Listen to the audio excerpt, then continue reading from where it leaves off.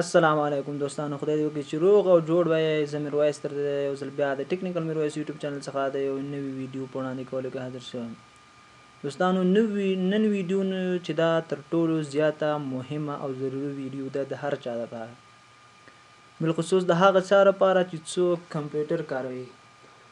نو نن داسې یو ویډیو ده چې څنګه کولی شو چې یوه خرابه شوې ویډیو بیرته روغه جوړه کړو.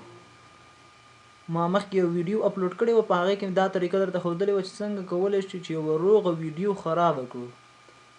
نو بیا ځینې دوستانو غوښتنه کړې وه او پوښتنه یې کړې وه چې څنګه کولی شو چې یو خرابه ویډیو جوړه کړو. نو دا ډیره مهمه او ډیره ضروري خبره ده. نو دلته ما سره یو ویډیو ده چې هغه مکمل خرابه ده. نو زه غواړم چې دغه ویډیو جوړه کړم. نو ګورئ، ما سره دلته دا دوه ویډیوګانې دي. لومړی چې کومه ده هغه روغه ویډیو ده او بله خرابه ده. زه به تاسو ته پلی کړم. ګوره دا چې کومه ویډیو ده دا روغه ده. ګوره دا روغه ویډیو ده د پلی شو، صحیح ده. نو اوس بله دې سره د څنګ کې دا بله ویډیو ده. کله چې زه به دې کلیک کوم، ګوره نو راخلاصوم نه راخلاصېږي. وینډوز میډیا پلایر کن ناٹ اکسس د فایل، یعنی خرابه د ویډیو نه راخلاصېږي. ځینې خلک به وایي چې دا په دې وینډوز میډیا پلایر کې نه راخلاصېږي. که چیرې موږ په بل یو پروګرام کې راخلاصه کړو، که په هر یو پروګرام کې راخلاصه کړي نه راخلاصېږي. ګوره زه به دا ځل په یو بل پروګرام کې مثال په VLC کې راخلاصوم.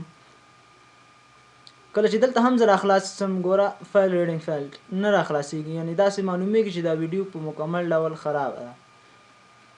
نو څنګه دغه ویډیو جوړه کړو؟ نو راځئ چې ویډیو شروع کړو. د ویډیو د شروع کولو څخه مخکې که تاسو زما یوټیوب چینل نوي سبسکرایب کړی نو مهرباني وکړئ چینل سبسکرایب او ویډیو درسره لایک کړئ.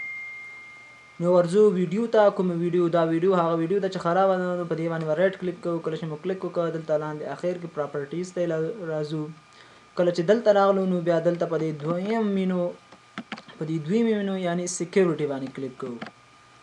کله چې مو دلته کلیک وکړو نو بیا دلته لاندې ګروپ او یوزر نیم، دلته به خپل یوزر پیدا کوو. زما یوزر دا دی میرویس. یوزر نیم دلته چې ستاسو د کمپیوټر خپل نوم دی په هغې به کلیک وکړئ. کله چې مو دلته کلیک وکړ، بیا به دلته په دې ایډیټ باندې کلیک وکړئ. دلته په ایډیټ باندې کلیک وکړئ. کله چې مو دلته کلیک وکړو نو بیا به یو بله صفحه دا دی راخلاصي. بیا هم دلته خپل یوزر پیدا کړئ.